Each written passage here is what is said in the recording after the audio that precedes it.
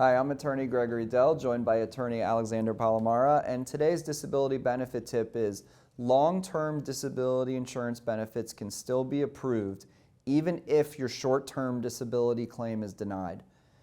Alex, this is a situation that a lot of people think, and it's almost a scare tactic from the disability insurance companies, is let's deny their short-term disability benefits and they'll go away.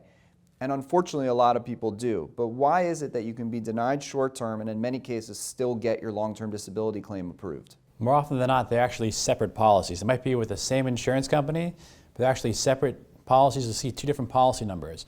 And when people come to us with a short-term disability denial, I'll do the appeal for short-term disability, but at the same time, I will do an application for long-term disability.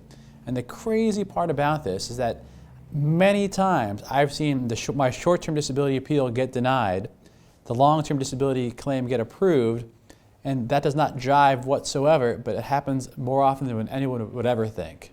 So, but a lot of people don't understand that. How could, let's take Prudential Insurance Company as an example. They sell a lot of short-term, they sell a lot of long-term. How could the same company deny the short-term and then approve the long-term? I mean, they're such a big company that they have separate divisions, and obviously they have a short-term disability division, a long-term disability division, and the left hand doesn't know what the right hand's doing. Sometimes it's to our benefit, because it's kind of funny when the short-term disability appeal gets denied, long-term disability application gets approved with the same information. You know, what I'm using for the short-term disability appeal, whatever justification I'm using, whatever updated medical records I'm using, I'm gathering all that for the short-term disability appeal, then I'm also sending it for the long-term disability application. So it's always comical when, you know, the left hand says no, the right hand says yes, then I go back to the left hand and say, wait a minute, before I file a lawsuit against you, I have to make you aware that your long-term disability people went ahead and approved this claim. And what's comical about it is that the short-term disability time period is typically, 26 weeks, which is 180 days or almost 180 days, and the long-term disability elimination period is 180 days. So long-term disability is saying, yes, we find you disabled for that entire elimination period, which is also the short-term disability time period, and we're going to start paying you benefits. And short-term disability is saying no, but more often than anyone would ever think, that short-term disability appeal might get denied, and long-term disability says yes, and we're able to get them paid on both without even filing a lawsuit. And you said it could be two separate companies, or one is a self-funded plan administered by somebody else. So basically you're saying that no matter what, a person's going to get two bites at the apple? Not always. Sometimes the policies are connected to each other, but more often than not, they are not. So you can file that long-term disability application without even finishing up your short-term disability appeals or whatnot. And if you end up doing the long-term disability application after short-term's been denied, and then they get denied again on the long-term, can you sue on both the short and long-term disability at the same time? More often than not, yes. We are able to sue under one lawsuit for short-term benefits and long-term disability benefits as well.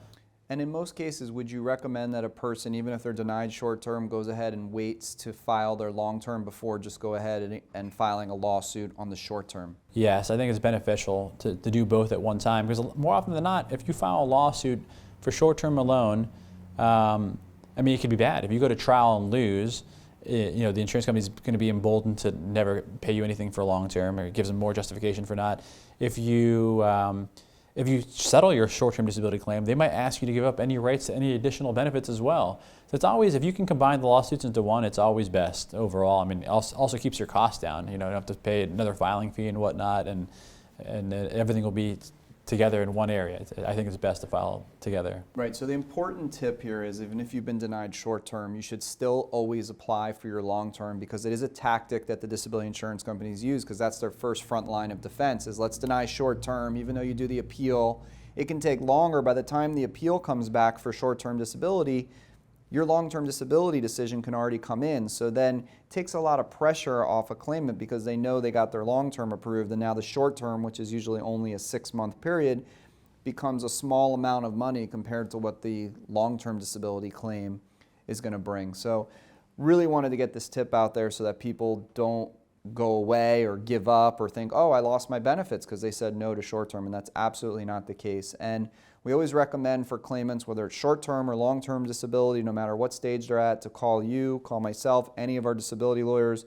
No matter where you live in the country, any of our lawyers are available to assist you. Upon calling us, we'll immediately provide you with initial free consultation, and within a matter of minutes, we'll let you know right away how we can help you, provide you with a proposed plan of attack, and really provide you with what our opinions are about your claim based upon our experience of having handled thousands of these claims. So should you need us, we really look forward to the opportunity to speak with you in the future.